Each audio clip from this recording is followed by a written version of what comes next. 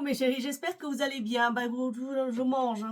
En fait, je ne peux pas vous faire de revue de parfum en ce moment. Vous savez pourquoi? Parce que j'ai le nez pris. J'ai le nez pris et les yeux complètement enflés à cause d'un épisode saisonnière qu'on appelle la floraison des fleurs. Voilà. Le rhume des foins. J'ai le rhume des foins et Marie m'a dit hier, hier ou avant-hier, elle m'appelle, elle fait maman, il y a une dame qui marche devant moi, elle porte Faubourg de Hermès. Je dis oui, mais c'est très bien, mais moi je peux pas sentir ni rien du tout. Je mets des parfums sur moi, mais je les sens pas parce que justement les sens sont là. D'ailleurs, j'ai pris du Pranarum ce matin. C'est pour le nez, c'est pour déboucher le nez. Je tousse moins la nuit. J'étais pas malade, hein, j'étais juste atteint par le syndrome de rhume des foins, comme d'habitude, comme tous les ans. Et je pense que l'an prochain, je vais commencer très tôt ma cure de jus vert. Le jus vert ou le jus de carotte ou le jus de pomme ou le jus de gingembre, enfin les trois mélangés si vous voulez, ça améliore tout ce qui est flore intestinale et du coup ça aide à ce niveau-là. Je sais que les gens qui consomment cru 2 ou 3 mois avant les épisodes comme ça ont moins de soucis. Donc je vais commencer comme ça parce que j'ai déjà commencé les crus il y a quelques années, ça m'a sauvé la peau littéralement. Donc du coup ça me dérange pas de remanger cru de nouveau 2 ou 3 mois avant les épisodes. Là cette année ça a commencé très tôt. Je sais pas pourquoi ça a commencé hyper tôt, à faire chaud comme ça. Laissez-moi regarder la météo.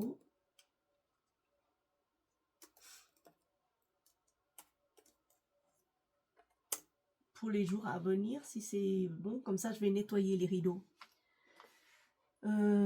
Samedi, alors là, jeudi, demain, je peux mettre déjà une machine en marche. Enfin, demain soir, je peux mettre une machine en marche pour les rideaux. Ou alors demain, entre midi et 2, histoire de payer, vous savez, entre les heures creuses.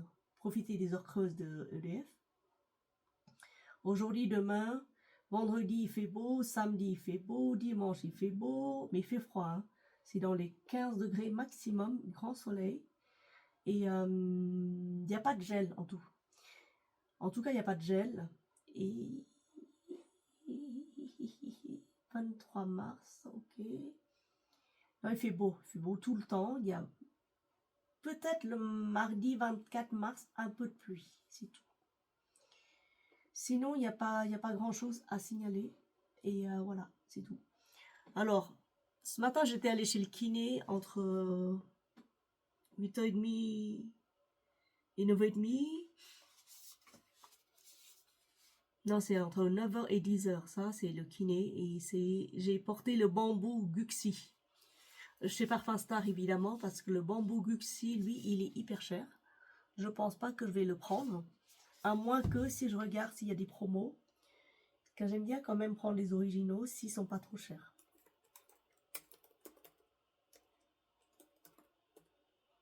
Bambou Guxi Parfum.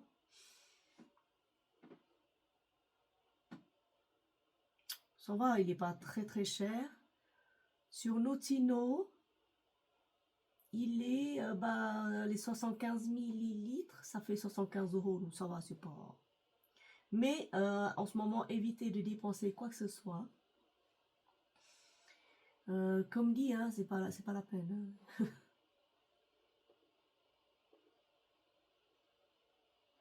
Ouais, comme dit, c'est pas la peine de dépenser quoi que ce soit. Vous attendez. Vu les prix de l'essence et tout ça, bon, c'est pas évident. Mais voilà. En tout cas, de quoi ça parle le bambou Guxi? Je suis pas allée encore sur les chaînes abonnées pour voir qui c'est qui a posté quoi. Vous m'excuserez si vous avez posté des trucs que j'ai pas eu le temps d'aller voir. Parce que justement, le mois de mars, ça va être compliqué, très compliqué pour moi. Alors, bambou Guxi, parfum. Chez Star, vous pouvez trouver chez Star, 492 €. Il ressemble très fortement à un parfum que je connais déjà. que j'ai déjà dans ma collection. Note de tête bergamote, note de cœur lys de Casablanca, ylang fleur d'oranger et note de fond bois de santal, vanille de Tahiti et ambre. Celui-là je sens, mais voilà. Je pourrais pas vous faire des revues de parfums là. Sachez que j'y pense, mais je peux pas. Je peux pas parce que ça va, je sens pas beaucoup. Et il ressemble vraiment à un parfum que je connais. Il est environ dans la même vibe. Environ, hein, sur moi en tout cas. Je l'ai senti comme ça. Je l'ai acheté l'an dernier, hein, c'est pas tout récent. Il ressemble à peu près à Voulez-vous coucher avec moi ou Instant de Guerlain. Il ressemble, pour moi il ressemble. Mais bon, ou alors Baiser volé, eau de parfum fraîche. Pas le baiser volé, la version dorée. Le baiser volé, la version fraîche, la version rose. La bouteille rose. Si vous aimez ce parfum, vous allez aimer Pur Poison. Il ressemble pas trop à Pur Poison, mais il a l'ADN qui s'en rapproche.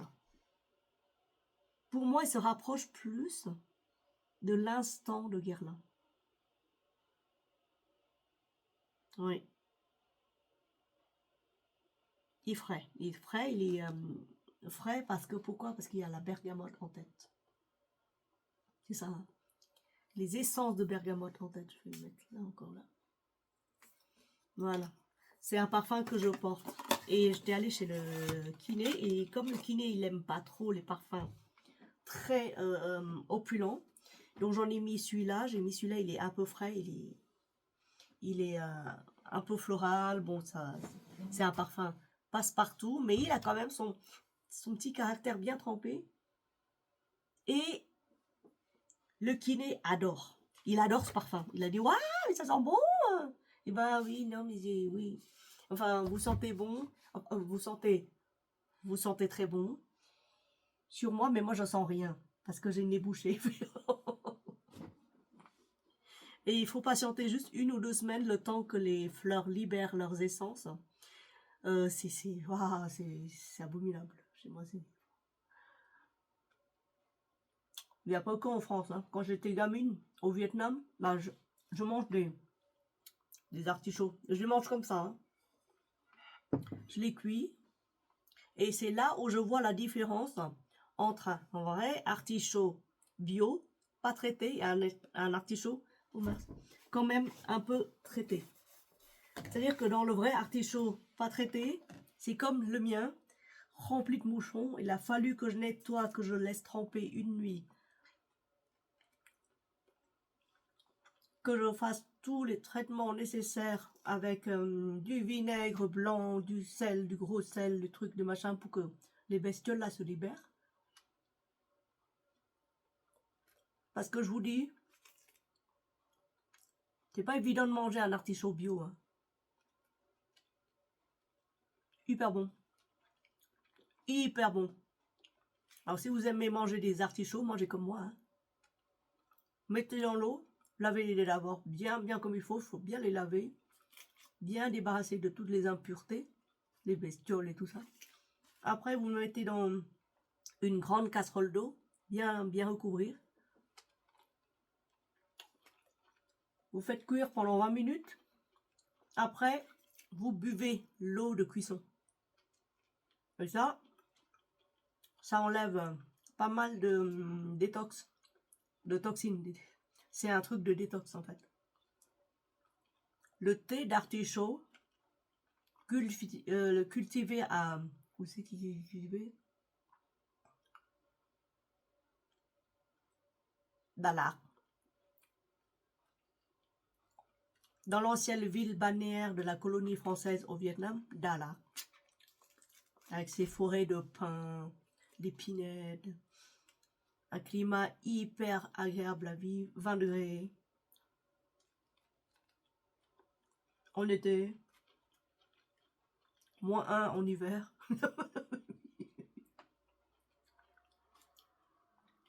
Climat idéal. Ville de villégiature. ancienne colonie française. Il y a encore des vestiges de construction des Français là-bas. Sur les hauteurs, on cultive des artichauts.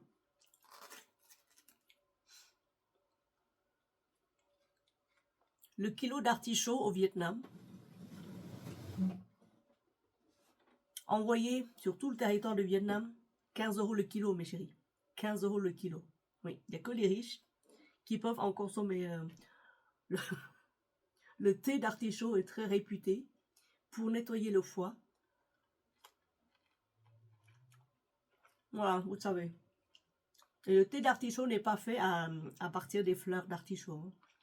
Il est fait à partir des feuilles. J'en ai bu une fois, c'était... enfin, j'en ai bu chez moi. J'ai pris les feuilles d'artichaut. Tiens, d'ailleurs, il faut que j'aille me prendre. J'ai découpé, j'ai laissé sécher. J'en ai fait une infusion. En fait, je n'arrive pas à boire. Tellement c'est amer. Ça nettoie le foie. Et comme quand vous mangez une salade. Oh, excusez-moi, la voix, elle est abominable. C'est comme quand vous mangez une salade de... Comment ça s'appelle? De pissenlit au printemps. Pareil, ça a le même effet. Voilà. Donc je les mange comme ça, les artichauts, je les cuis, je les mange comme ça. L'eau, je bois.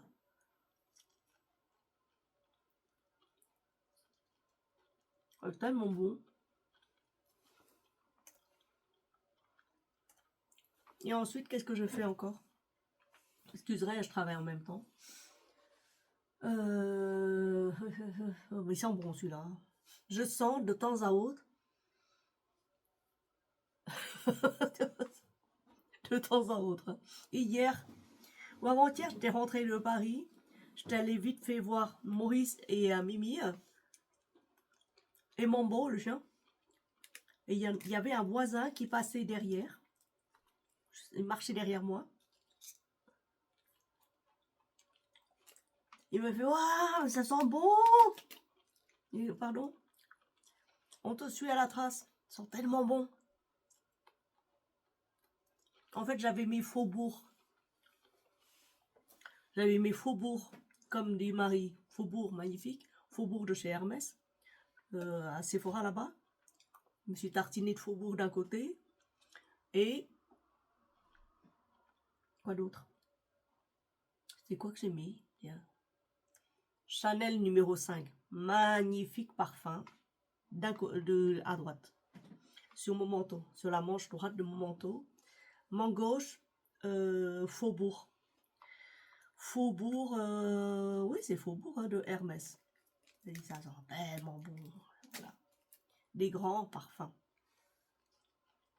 Donc, non, artichaut en France, 2 € le kilo au marché, 3 € maximum.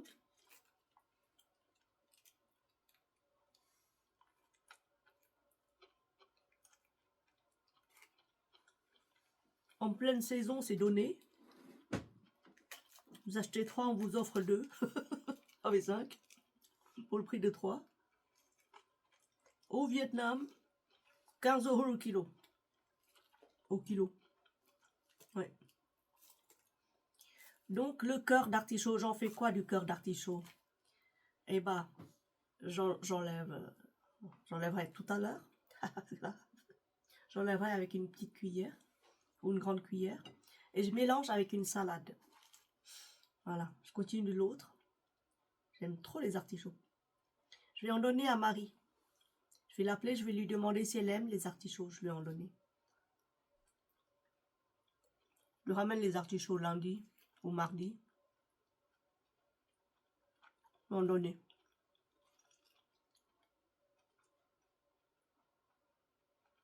Tout dépend quand est-ce que je...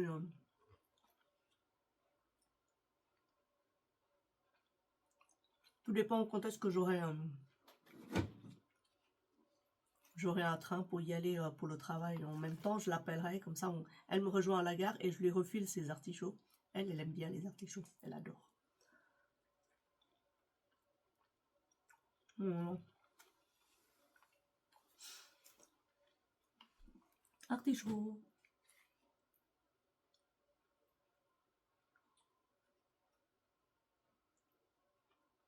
Alors, pour vous dire, dans les boutiques de parfums à Paris, il y a plus de gens qui testent que de gens qui achètent.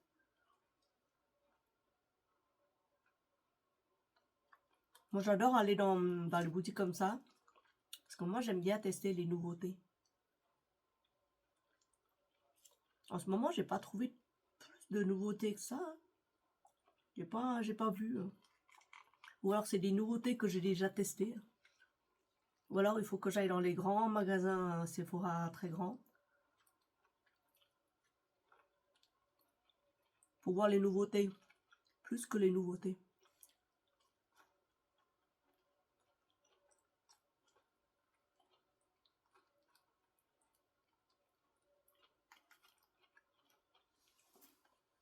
Ouais. Alors, qu'est-ce qu'on va en faire du cœur d'artichaut? On mélange avec de la salade. On fait une très belle salade. On met un peu de citron, des œufs, un œuf dur, de l'huile d'olive. Ouais.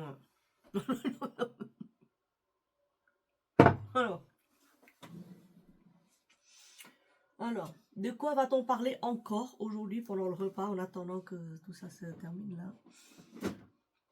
Eh ben, écoutez, moi je me marre tout le temps quand les gens incitent à aller au Vietnam investir. Vous savez, est-ce que vous êtes au courant que actuellement à Paris, ou c'est déjà passé, ou je ne sais plus, cette semaine en tout cas, au début de semaine, il y a eu la rencontre entre les Amériques, dont les US, États-Unis et la Chine pour négociations sur les accords commerciaux et blabla et blabla. En même temps, ça c'est des nouvelles que vous connaissez sans doute. En même temps,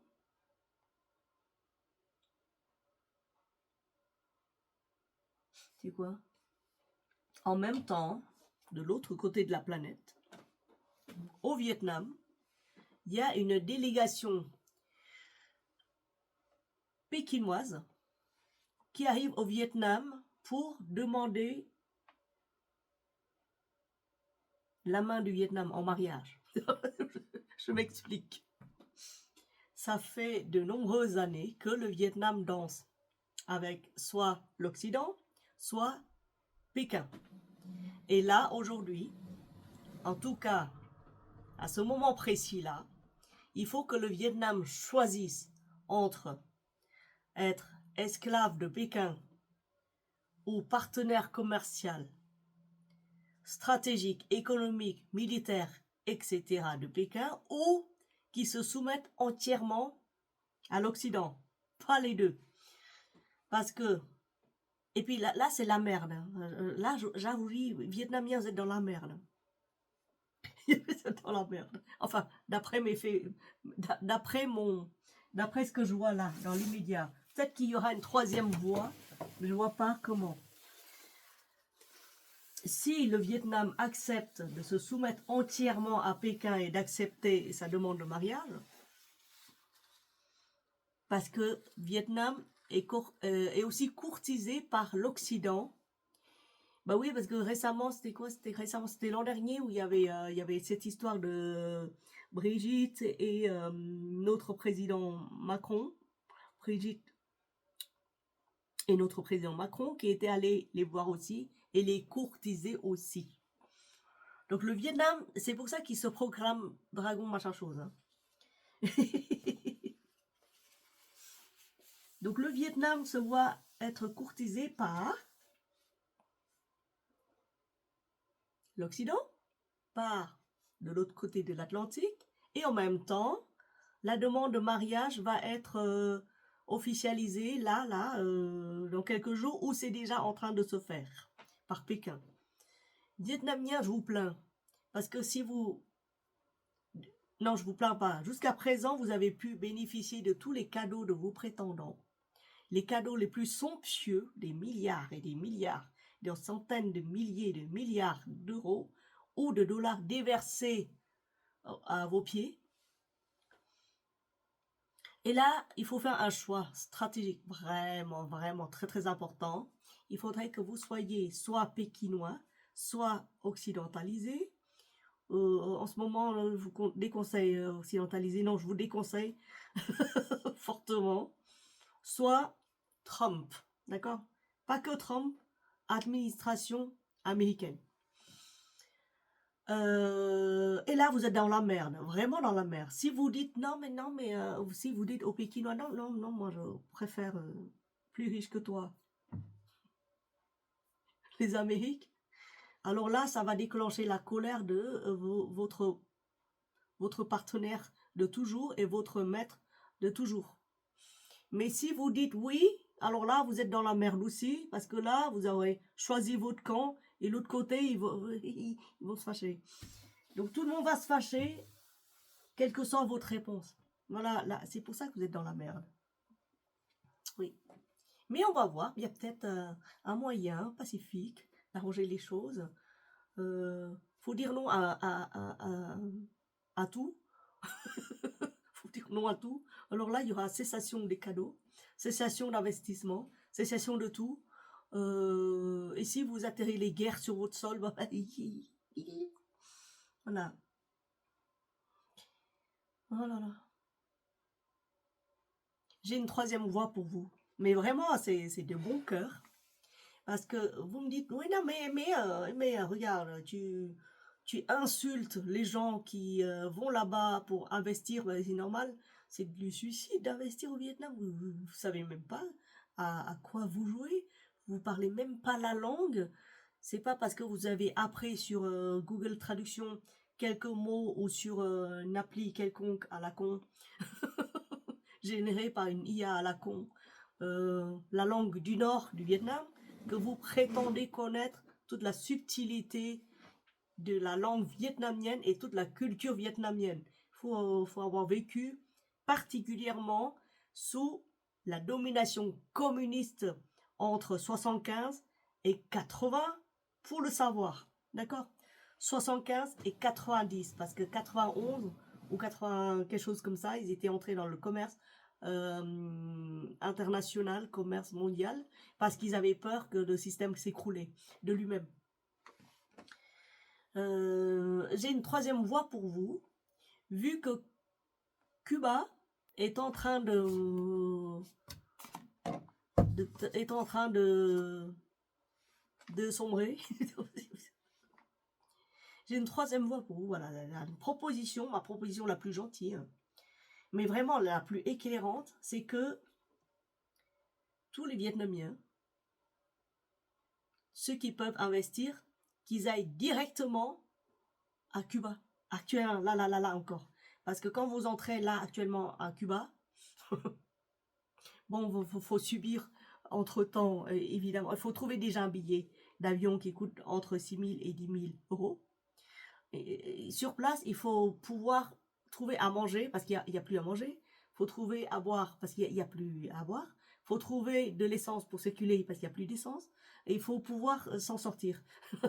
Il faut parler anglais. Alors la moitié qui parle pas anglais, bon bah, vous êtes dans la merde.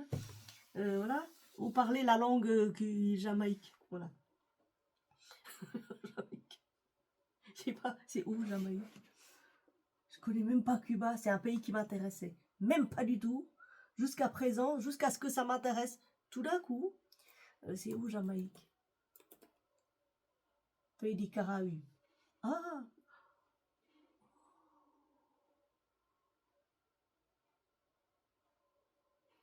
capitale de Cuba. T'es nul, mais tu connais même pas Cuba? Ben non, c'est un pays qui m'a jamais intéressé. Vous voulez que je connaisse quoi là? Havane, oh là. Ah oui, oui, oui, des cigares.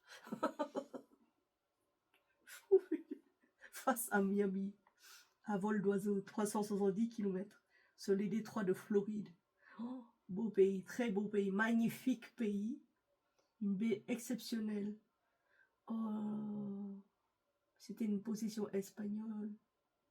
Qu'est-ce qu'ils ont foutu de ce pays? Alors, mon conseil, c'est que si c'est une ville aussi exceptionnelle et que gna gna et puis blabla, Vietnamiens, Français, tous ceux qui sont pro-communistes là, allez-y dans ce pays. Allez-y dans ce pays. Là encore, avant que Cuba soit complètement libéré. Vous savez pourquoi? Parce que Cuba actuellement est en train de négocier avec les Amériques pour abandonner complètement tout le système communiste qui est abandonné déjà de lui-même. Il est ni secouru par grand frère pékinois, ni par le Vénézuélien, ni par personne, d'accord? Donc, et même le Vietnam qui apportait du riz à Cuba récemment, à un moment donné, alors que le pays crevait la dalle, et ben, juste après les grandes tempêtes là, ou les ouvertures des barrages hydrauliques, qui a noyé la moitié des Vietnamiens sous les flots, la moitié des troupeaux vietnamiens sous les flots, la moitié de la moisson sous les eaux, ben, le Vietnam quand même a apporté du riz à Cuba. Et le Vietnam s'indigne et insulte les Amériques tous les jours, disant quoi, gna gna gna, faut pas bloquer Cuba, gna gna gna gna. Bon, maintenant, Cuba est en train de négocier avec les Américains pour passer de l'autre côté de la frontière, d'accord? Pour être émancipé, pour s'émanciper du communisme. Cuba est tombé, ça y est, c'est fini, on n'en parle plus. Mais en attendant, si vous voulez investir dans ce pays, allez-y, Vietnamiens, pro-communistes français et Vietnamiens, allez-y en masse, avant que ça passe sous commerce libéral. Vous savez pourquoi? Vous y allez maintenant, c'est moins cher. Après, il faut demander un visa. Les Vietnamiens qui vont à Cuba, ils n'ont pas besoin de visa, apparemment. Maintenant, il faut un visa pour y entrer, visa américain, attention. Oui, parce que, voilà, vous avez compris l'histoire. Et pourquoi je vous incite fortement à investir à Cuba? Non, mais c'est pas une plaisanterie, c'est pas se foutre de votre gueule. Hein. Non, non, quand je vous incite quelque chose, quand je vous conseille quelque chose, c'est même si je connais pas Cuba.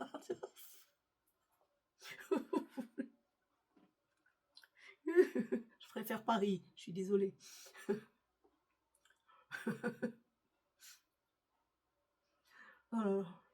Même si je connais pas Cuba, je vous incite fortement parce que c'est une vision à long terme. Parce que même si je connais personne, même si je connais aucun pays à part France et Suisse, les gens ils disent mais Aimé, tu te fous pas de notre gueule là, tu aimes que les pays riches. Mais c'est normal, je vis dans un pays riche. Même si on vous fait dire que tous les jours, c'est la merde. Non, non, c'est un pays riche. La France, c'est un pays riche. Vous êtes riche. Vous me fatiguez. je suis fatiguée. Je suis crevée là. Investissez à Cuba en masse avant qu'on vienne et qu'on vous dise faut un visa pour rentrer. Oui. Vous savez pourquoi il faut investir à Cuba? Parce qu'une fois que l'économie soit libérée complètement de l'emprise communiste, ce pays-là sera un véritable phénix. C'est même plus un dragon, c'est un phénix. Les dragons, c'est le reste là, l'autre côté là, l'Asie du Sud-Est. Vietnam n'est pas un dragon, hein. Le Vietnam c'est un lézard, hein. C'est même un ver de terre, hein. Pour moi en tout cas. Quand on n'a pas d'eau courante, c'est un ver de terre, je suis désolée. Cuba va être un phénix qui renaît de ses cendres. En 10 ans, il va surpasser toutes les grandes nations émergentes. Il va surpasser de 100 000 fois Vietnam. Il va surpasser de tout parce qu'il est proche d'une nation prospère et qu'il a accepté finalement d'abandonner sa dépouille mortelle de communisme. Voilà. Voilà les conseils du jour d'investissement. Dans 10 ans, vous allez reprendre cette vidéo. Vous allez dire « Aimé a raison ». Voyez, je ne vous pousse pas au suicide. Alors moi, je rigole quand les gens disent « Oui, mais tu sais, le Vietnam, on vit bien, on mange bien, pas cher, gna gna. » Il y a des témoignages récemment là sur le net, si vous lisez bien, si vous tapez Vietnamiens coincés à Saigon, au manque de carburant, je sais pas quoi. C'est pas vietnamien, c'est français d'origine viet, avec ses amis français coincés à Saigon, parce que à cause de la guerre. C'est pas à cause de la guerre à ce pays, même s'il n'y a pas de guerre, ils cherchent par tous les moyens à vous emmerder. Ah là là. Le litre d'essence ou de gasoil actuellement frôle les 2 euros ou 2 dollars, un truc comme ça va dépasser 3, 4, 5, 10 dollars le litre. Sachant que le salaire moyen vietnamien, il n'y a pas. Allez, on va donner une moyenne. Si vous gagnez 500 euros par mois, vous faites partie des top 1% riches. Les ultra riches, c'est des communistes, ça j'en parle pas, ils ont de l'or, ils ont même pas des salaires, ils ont de l'or, ils ont des diamants, ils ont leurs enfants envoyés à l'étranger pour blanchiment d'argent, que eux-mêmes ont récolté auprès du peuple, et que grâce aux lois pondues, 600 lois, 500 décrets par an, ils récoltent ce qu'ils veulent. Loi. Un pays sans foi ni loi, ni d'eau courante. Vous voulez que j'aille investir là-bas? Vous voulez que j'envoie des touristes là-bas? Vous voulez quoi? Alors, les touristes y vont, hein, c'est sûr, ils y vont. Ils disent, bon, la nourriture est bonne. Sauf que quand le pauvre touriste, surtout pauvre, qui découvre le Vietnam pour la première fois, c'est sûr que c'est pas cher. Hein. Mais au bout de 15 jours, parce qu'il a prévu que 15 jours d'argent pour y aller, et s'il se trouve bloqué 3 mois, comment il va faire? Juste un exemple, mes parents, quand ils y vont là-bas pour déterrer les ossements ou les dépouilles ou je sais pas quoi, leurs ancêtres, d'un cimetière que eux, les autorités ont décidé de raser pour faire un resort, hotel resort, touriste. Donc ils ont dit non, on va tout raser. Hein. On va tout raser le cimetière, tout, la totale, paf.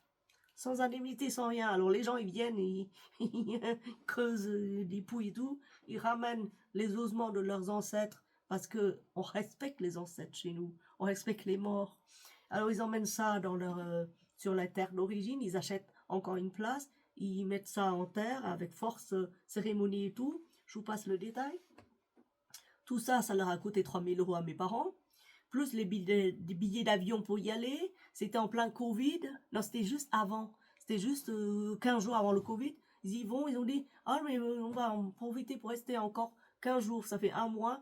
On a de la famille qui nous nourrit en forte abondance de poissons et tout. On est dans la région où il y a quand même la famille des deux côtés qui ont des maisons, des appartements, des trucs, des machins et tout. Ça, c'est pas un problème. Même si d'un côté c'est hyper pauvre, l'autre côté c'est hyper riche, c'est pas grave, on fait les deux, comme ça on voit les deux, comme ça, et puis pouf, tout d'un coup, paf, Covid arrive, ils sont coincés pendant 3 mois. Et encore ma soeur a dû débourser, je crois, beaucoup d'argent pour les faire remonter à la capitale, parce qu'il y avait un avion de Air France qui partait ce jour-là, parce que eux ils avaient acheté des billets de Air France. Ils partaient de Air France. Oui, il partait de Paris, Charles de Gaulle, et il devait revenir via Air France un mois après. Mais non, ils n'ont pas pu, donc ils ont dû être coincés là-bas pendant 3 mois. Mon père n'avait pas prévu de médicaments, hein. Il n'avait pas prévu de médicaments pour 4-5 mois. C'était juste 3 mois pile poil. Il était diabétique, mon père. Ma mère avait la tension. C'est des vieux hein, qui se promènent, hein, c'est pas des tout jeunes. Hein. Et ma soeur a dû débourser, je sais même pas combien, pour les rapatrier de sa poche. Et moi, pendant ce temps-là, eh ben, moi, je payais la bouffe. Parce qu'on ne peut pas demander à la famille de supporter encore la bouffe. Et 700-800 euros par mois, pendant 3 mois, c'est cher, mes chéris. Hein. 3 ou 4 mois comme ça, c'est cher. Que c'était plus de 3 mois qu'ils étaient restés. Hein. Alors, le français moyen qui va avec juste comme ça, quelques piécettes, je suis désolée, ou alors avec sa carte bleue qui prend des frais. Français moyen, je parle des Vietnamiens, des Français d'origine vietnamien qui vont là-bas. Il y a même des Français hein, qui sont coincés, hein, on ne dit pas tout. Hein. et qui quelques piécettes parce qu'il se dit non, mais c'est pas cher. Hein. Non, tu manges pour 2 euros. Oui. Là, je vous ai démontré que l'artichaut, si vous avez une envie soudaine d'artichaut, vous ne pourrez pas vous l'offrir. 14 euros au kilo. Même moi, je ne me l'offre pas. Là, c'est 2 euros le kilo. Je viens d'ingurgiter 2 euros le kilo. Artichaut. Alors, avec le temps dur comme ça, pendant le Covid, c'était extrêmement cher. Ma mère, elle a fait les courses. C'était à Carrefour, je crois, pour acheter des PQ, pour acheter des dentifrices, des trucs à la con, genre shampoing, gel douche, savon, des trucs de base. Dans les années 50, dans le Nord, ils considéraient ça comme des produits de luxe, du savon. Dans les années 80, dans le Sud, ils ont dit, produits de luxe, on n'en produit plus. Du savon, il n'y a plus de savon. Aujourd'hui, quand ma mère elle va là-bas, elle fait non mais j'utilise pas leur savon, je prends du gel douche de Carrefour. Mais comme on n'en a vu plus, on n'a pas apporté 3 tonnes de gel douche non plus, hein. On avait prévu pour 1 mois. Voilà. Donc elle a fait tout ça, hein, des trucs à la con, genre du gel douche, des trucs, du machin et tout. C'est acheté pour 350 euros. Je dis quoi? T'as acheté quoi? C'est le salaire d'un riche vietnamien. Elle fait non, je ne suis pas du tout riche. Non. J'ai acheté des conneries, des trucs de con, des trucs de base, 350 euros. Donc, vous me dites que le Vietnam est pas cher? Allez-y. Et arrangez-vous pour être coincé pendant 6 mois, vous allez voir. Vous serez dépouillé, vous serez rentré en France, vous serez surendetté. Sans compter que le patron, il va vous virer. Parce que, voilà, on ne se présente pas en France, au travail, on est viré. Même si le patron est compréhensif, il y a quand même une trace qui reste. Après, les enfants vont faire comment l'école? Et sans compter l'Internet. C'est des forfaits, quoi. Pour 1000 euros, 1200, 2000 euros de forfait pour rester 3 mois. À Saigon, hein, je parle. Hein, parce que vous devez rester à Saigon, dans les environs de Saigon, parce que vous devez être capable de rejoindre les aéroports de Saigon. L'aéroport international de Saigon, construit, je pense, par les Français il y a très très longtemps. Ou par je ne sais pas qui, mais certainement pas par les communistes, d'accord? L'aéroport international de Tan Son Nhut, vous devez être capable de rejoindre cet aéroport en 20 minutes si on vous appelle, s'il y a un vol pour France. Il y a un couple ou plein de couples ou de gens qui sont restés coincés. Ils ont dit on ne peut même pas s'éloigner de Saigon. On est étouffé, il y a la pollution, c'est horrible. On doit louer un logement pour 5, 6, 1000, 2000, 3000 euros par mois. C'est tout petit et on doit manger à Saigon même, c'est extrêmement cher. Extrêmement cher parce qu'au final, la street food a été tuée. Je vous déconseille la street food parce que c'est lavé avec quoi comme eau? Il n'y a pas d'eau courante, il y avait quoi? Les légumes sont lavés avec quoi? C'est cuisiné avec quelle eau? Oui. Vous me payez 1 milliard d'euros par jour, je ne mettrai pas le pied dans ce pays. Mais par contre, Cuba, ça peut être un avenir glorieux. Cuba, je le vois déjà, un avenir glorieux, phénix s'envolant dans le ciel très très haut, si ça abandonne, si le système communiste pourri, horrible, est abandonné au profit d'un commerce florissant. Oui. Et alors, si Cuba tombe, alors qu'est-ce qui reste du bloc communiste? Il reste le Vietnam. Le Vietnam est courtisé, comme je vous ai dit. Ouais, il reste le Vietnam. Il reste là-bas, au nord du Vietnam, Pékin. Il reste quelques réfractaires. Il reste les systèmes totalitaires comme l'Iran qui est en train de crever. Aussi, pauvres Iraniens. Non, je dis pas pauvres Iraniens parce que je me réjouis pour eux. Vous savez pourquoi je me réjouis pour eux, même si je pleure avec eux? C'est parce que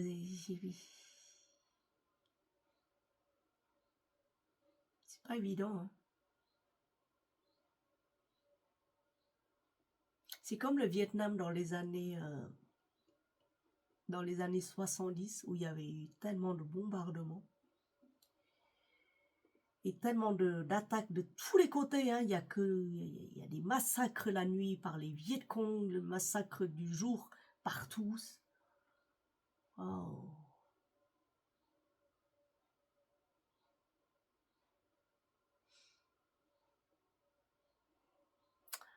Là, j'ai encore j'écoute France Inter et sur France Inter, il y a un spécialiste de l'Iran, il a l'accent d'un français iranien. Je reconnais. Comme le mien, quand vous m'entendez parler, vous reconnaissez l'accent vietnamien derrière chaque mot prononcé, vous reconnaissez l'accent. C'est pas un accent pur français, c'est un accent vietnamien, vous voyez? Parce que je suis pas née sur le sol français, j'ai grandi sur le sol vietnamien. Donc il nous a expliqué via France Inter que en Iran actuellement, la population n'a pas d'autre choix que d'écouter la propagande du régime iranien. Parce que pour accéder à Internet ou accéder aux communications extérieures, il faut acheter, vous savez, des pins, des cartes SIM, des cartes SIM étrangères. Et ça, c'est un marché, c'est plus cher que l'or. L'information est plus chère que l'or. C'est pour ça que je vous ai dit, soyez à l'affût des informations. Soyez toujours à l'affût. Même si vous êtes contre quelque chose, il faut toujours rester à l'écoute des informations internationales. Vous avez beaucoup de chance. Vous êtes dans un pays développé, ouvert à l'économie mondiale et surtout un pays libre que vous pouvez accéder à Internet. N'écoutez pas une seule voix, comparez plusieurs voix. N'écoutez pas une seule incitation, sauf exception près, incitation à la dépense des parfums, parce que c'est pour vous. Le reste, il faut écouter plusieurs cloches, plusieurs sons de cloches, je veux dire, et plusieurs points de vue différents. Et le spécialiste iranien, il explique bien qu'aujourd'hui, la population iranienne n'a pas d'autre choix que de subir la propagande de l'autorité iranienne en place, parce qu'elle a pas accès, toujours pas accès aux communications extérieures. Ça veut dire qu'elle vit enfermée. Vous voyez? Et ce qu'elle voit, c'est des bombardements. Ce qu'elle voit, c'est le feu qui dévore ce pays. C'est tout ce qu'elle voit. Mais certains pleurent de joie. Oui. Et moi, je continue à prier pour les Iraniens. Si vous aussi, vous continuez à prier pour les Iraniens ou pour tout peuple qui souffre en ce moment, faites-le. Mais moi, je me réjouis pour les Cubains, vraiment, réellement. Et là, je m'inquiète pour les Vietnamiens. Oh, punaise, quel que soit le choix de se rallier à un camp ou à un autre, il faut bien se préparer, vraiment. Oui. Prions pour que la lumière, la justice des anges brille de nouveau sur toute la surface de la terre. Prions pour que les guerres cessent petit à petit et que toute forme despotique, totalitaire,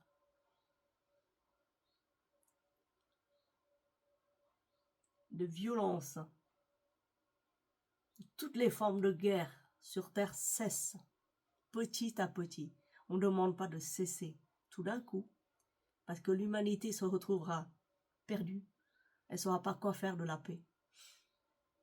Mais petit à petit, pour que la Terre, la surface de la Terre retrouve enfin la joie, que les enfants de la Terre retrouvent enfin la joie de vivre, que les grands-mères, 99 ans, 85 ans, qui vivent au Vietnam, ne soient plus obligées d'aller mendier dans les rues ou de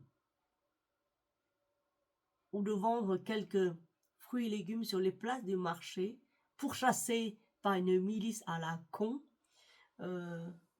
parce qu'il est déconseillé ou il est interdit de vendre les fruits de leur verger sur les places, sur les trottoirs. Voyez.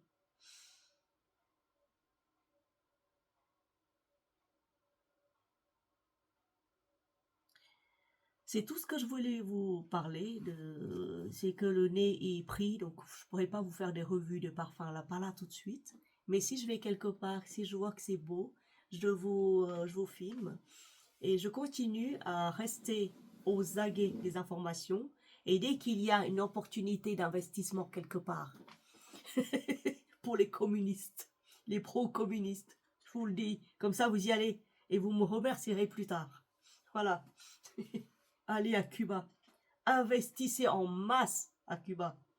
C'est un appel, hein, une levée de fonds, hein, comme on appelle ça chez nous. Une levée de fonds. Voilà.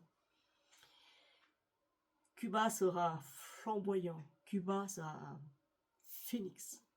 Une renaissance, une joie pour les Cubains. Oui. Si le manteau de communisme, despotisme tombe. Voilà.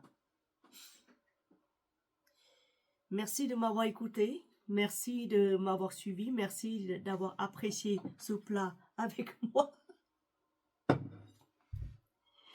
En vous souhaitant un très bel après-midi, une belle journée, une très belle matinée, une belle soirée. Tout dépend d'où vous me regardez. Tout dépend de quand vous tombez sur cette vidéo. Un grand merci. Portez-vous bien. Bisous.